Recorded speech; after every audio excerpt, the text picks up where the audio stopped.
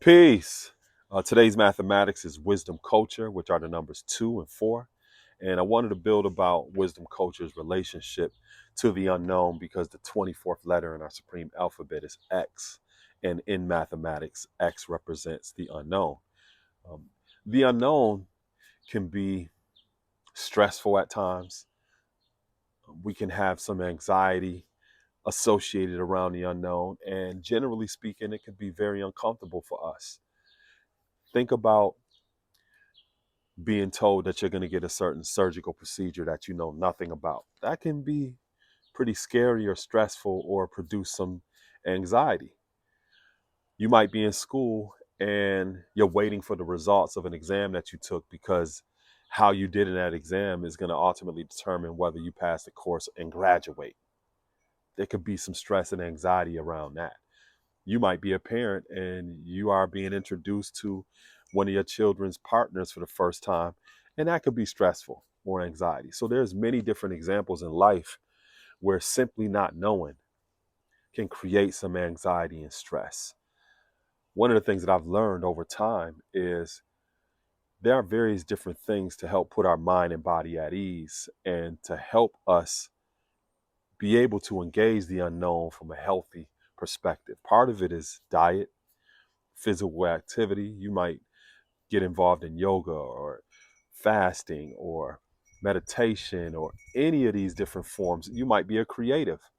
And to reduce stress and anxiety, it may be painting or creating fashion or music or dance or writing. It could be a variety of different things that you can do that helps put your mind at ease and can also have the physiological aspect of it in terms of regulating yourself when it comes to your nervous system. And that's vitally important.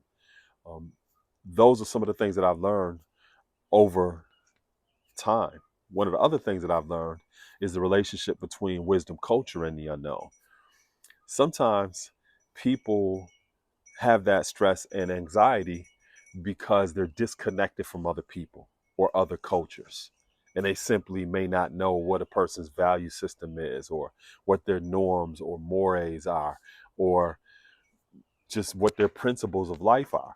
And that can create some anxiety and stress because you just don't know where a person is coming from. You may not know their language. You may not know anything about some of their people activities, AKA their culture. But at the same time, we may be dealing with certain things in our life that if we took time to investigate that culture, we may find wisdom or the right discernment necessary in their culture that we could apply to our own life to bring some homeostasis to something that we're dealing with. So, for example, you may have a certain diet where you just don't mess with beets. And you discover that there is a certain society or culture of people where beets are a staple in their diet. And you also realize that because that is a staple in their diet, they rarely, if ever, have any incidences of high blood pressure. And by learning that, you realize, like, maybe that's something that I should start incorporating in my diet. Now, you might still not have a taste for beets, so you might be able to do something in a supplemental form and get beet root powder or something along those lines.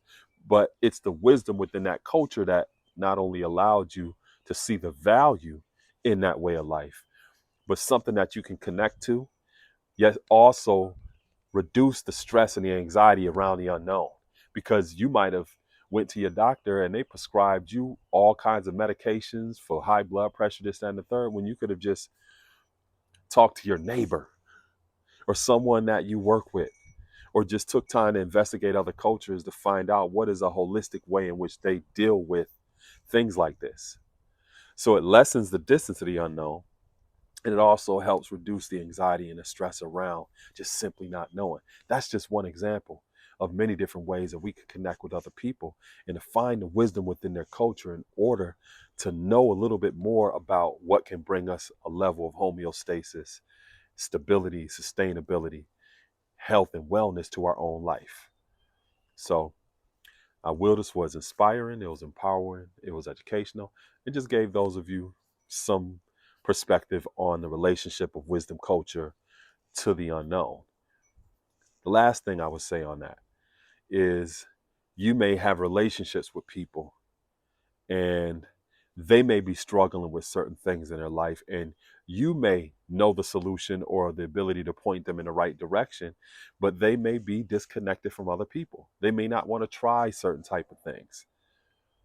One of the wisest things that we can do to connect them to another person's culture that can help them in terms of having optimum health psychologically or cognitively as well as physically is to figure out what is something in that culture or that society that they could intimately connect with. What is it in that society or that culture that they see value in? Because that is a equal proper pathway for them to be able to see the value in what it is that can help them live a healthier life. You might let them know, like, hey, yeah, this person is into arts and culture and this, that, and the third. You might want to introduce them to that within that culture, within that society that you already know they appreciate in their own. And it's an easier segue for them to be able to connect with something that is a wise element or resource for them to be able to broaden their perspective and live a healthier life. So again, thanks for just taking the time to check this out. And I'll be back again with something else that comes on my mind. Peace.